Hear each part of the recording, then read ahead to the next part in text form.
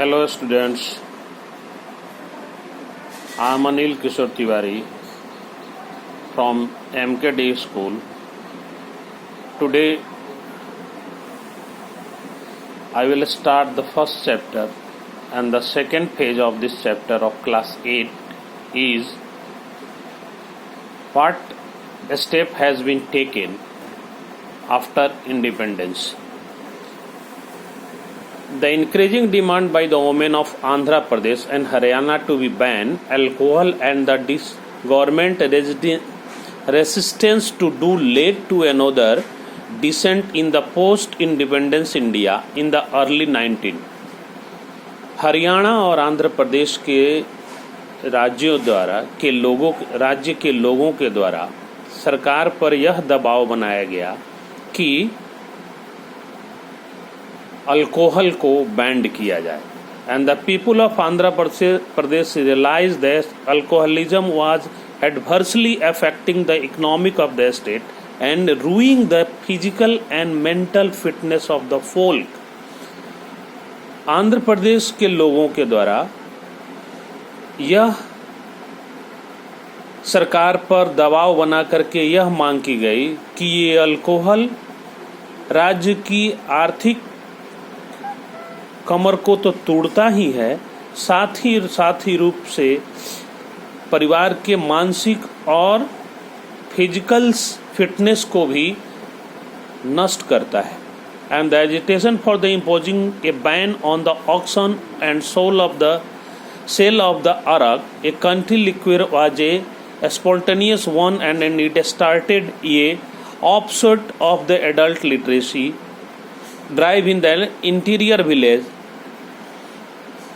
Dubagunta in Nellore district. The anti-Arak movement in Andhra Pradesh spread to every nook and corner of the state. It was the first of its kind after independence. The people of the state widely campaigned in favor of the Prohibition Act.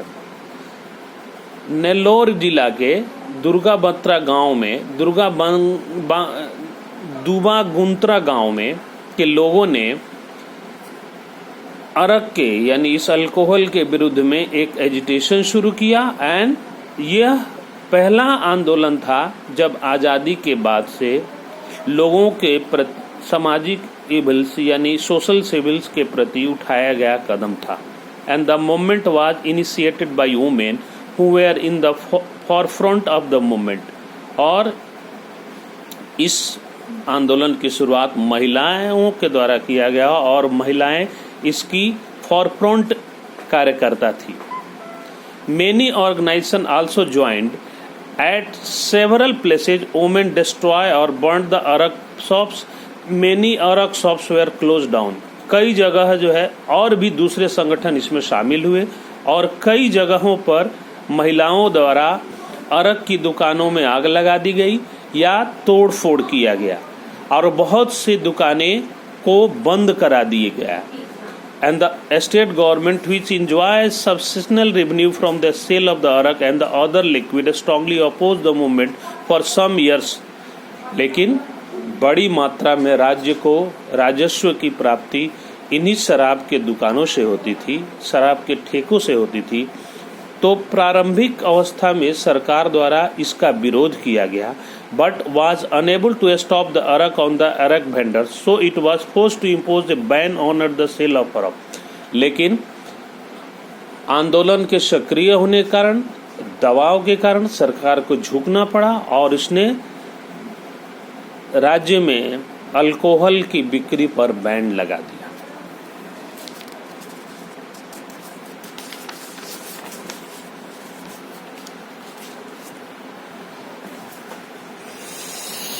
Now the first chapter we have completed, and the recap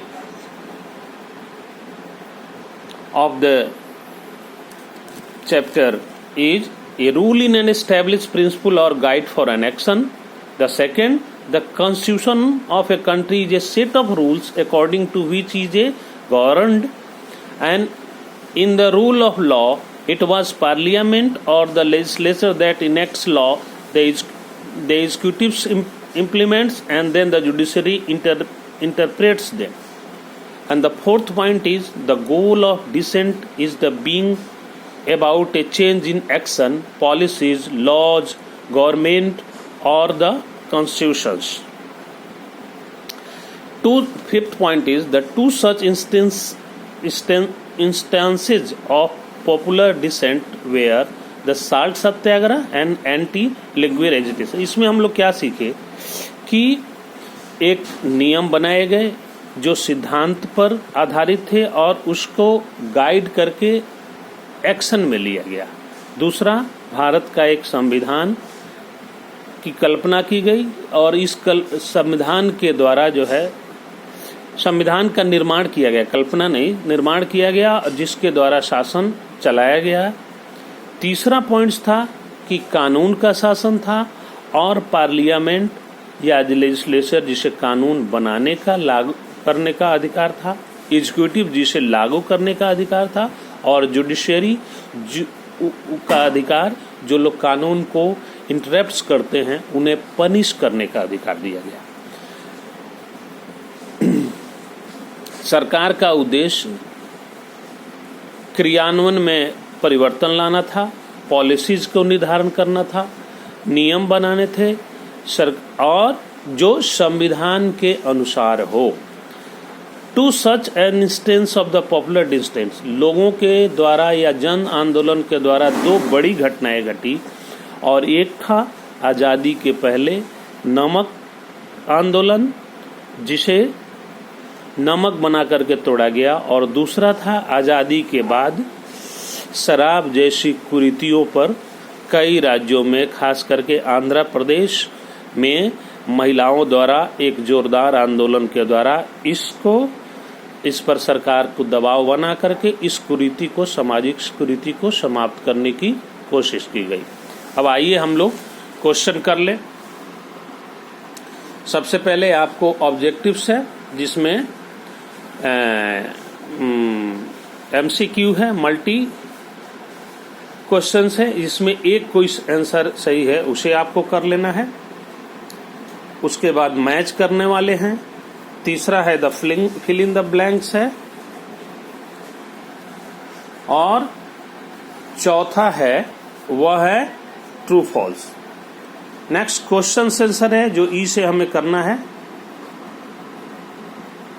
वह आप घर पर करें, और जहां कोई परेशानी हो, कठिनाई हो, मेरे नंबर के द्वारा मुझसे संपर्क करें और उसे हल करने की कोशिश की जाएगी, या मैं हल करने में आपकी मदद करूंगा।